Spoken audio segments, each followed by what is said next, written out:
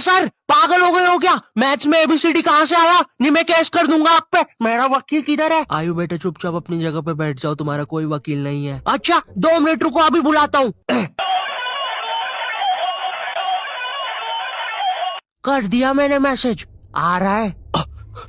तुम नहीं,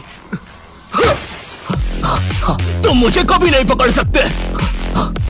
अरे लेकिन मैंने तो मजाक किया था, ये तो सच में ही भाग गए। सर भी फूट गया होगा रे खिड़की से। मैथ्स पर मुझे बचपन से ही भरोसा नहीं था। एक बार 5th क्लास में मैंने 9 का टेबल रटा था, 9 घंटे लगा के। अगले दिन स्कूल गया तो एक एबला बच्चा आके मुझे 9 का टेबल लिखने की ट्रिक बता रहा है। भाई 9 का टेबल कौन याद करता है यार? तू ऐसे लिख सकता है 9 8 7 6 5 4 3 2 1 1 2 3 4 5 6 7 8 9। माँ कसम बता रहा हूँ, उस टाइम वो बच्चा बस मुझे 9 का टेबल लिखने की ट्रिक बता रहा था, लेकिन न जाने क्यों उस टाइम वो मुझे मेरे 9 घंटे की मेहनत पे मूतता हुआ नजर आ रहा था। अरे 9 का टेबल कौन याद करता है? इससे तो 9 घंटे में स्टार उत्सव पे शाकला का बूम बूम देख लेता है।